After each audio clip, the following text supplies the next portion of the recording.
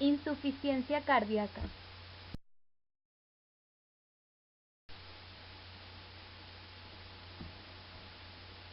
La causa suele ser la disminución de la contractilidad del miocardio como consecuencia de la disminución del flujo sanguíneo coronario.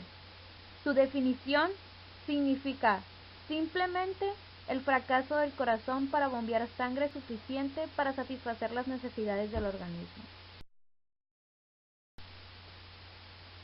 Inmediatamente después de que se daña el corazón, la curva de gasto cardíaco disminuye mucho, cayendo hasta la curva más baja de la parte inferior del gráfico.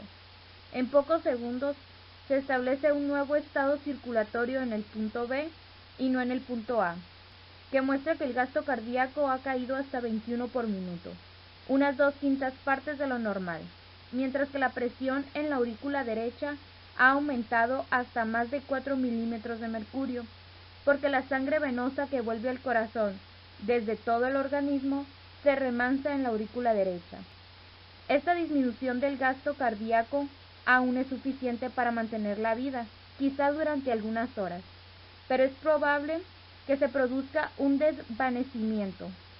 Por fortuna, esta etapa aguda dura habitualmente solo unos segundos, porque los reflejos nerviosos simpáticos se activan inmediatamente y compensan, en gran parte, el corazón dañado como se expone a continuación.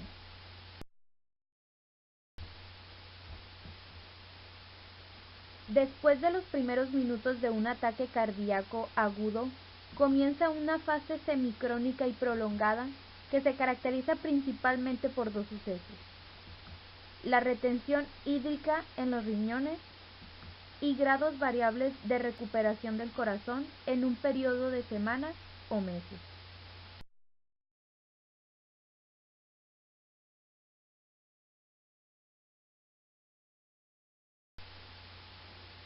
Cuando la capacidad de bomba del corazón se reduce aún más, el flujo sanguíneo hacia los riñones llega a ser demasiado bajo, para que los riñones excreten suficiente sal y agua para igualar la ingestión.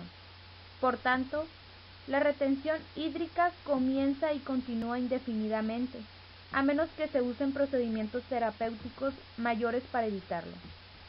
Además, como el corazón ya está bombeando en su capacidad máxima de bombeo, el exceso de líquido ya no tiene el efecto favorable sobre la circulación, sino que se desarrolla un edema importante en todo el cuerpo, lo que puede tener un efecto perjudicial en sí mismo y provocar la muerte.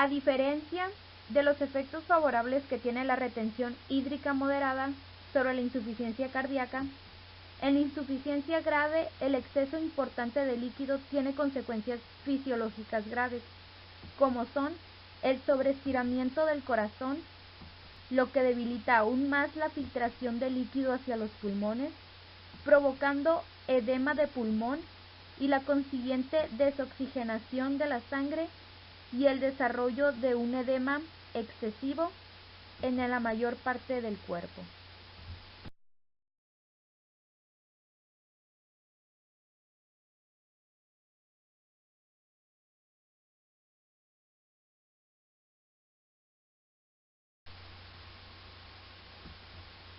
Tras un ataque cardíaco moderado agudo, podemos dividir las etapas en 1. Efecto instantáneo del daño cardíaco. 2. Compensación por el sistema nervioso simpático, que se produce principalmente en los primeros 30 segundos a un minuto. Y 3. Las compensaciones crónicas, que son consecuencia de la recuperación cardíaca parcial y de la retención renal de líquido.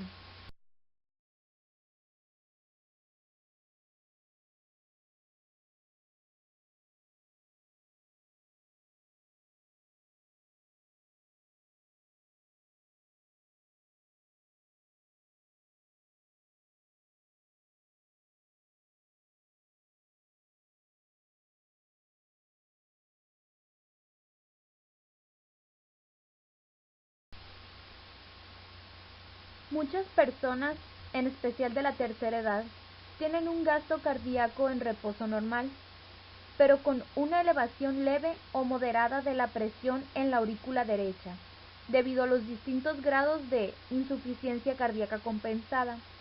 Es posible que estas personas no sepan que tienen un daño cardíaco, porque el daño se ha ido produciendo poco a poco, y la compensación se ha desarrollado simultáneamente a medida que avanzan las etapas de lesión.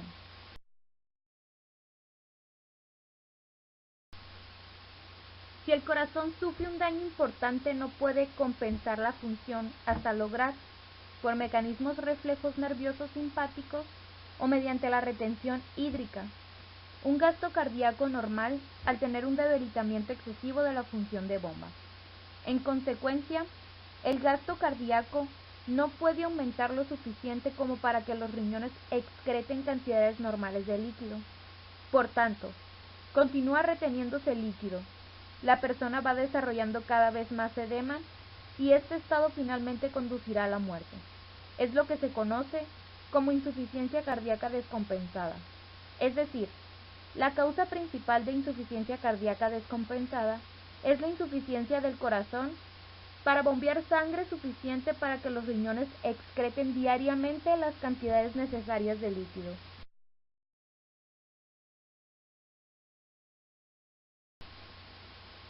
Cuando fracasa el lado izquierdo del corazón sin insuficiencia concomitante del lado derecho, la sangre continúa bombeándose hacia los pulmones con el vigor habitual del corazón derecho, mientras que el corazón izquierdo no la bombea adecuadamente hacia el exterior de los pulmones y a la circulación sistémica.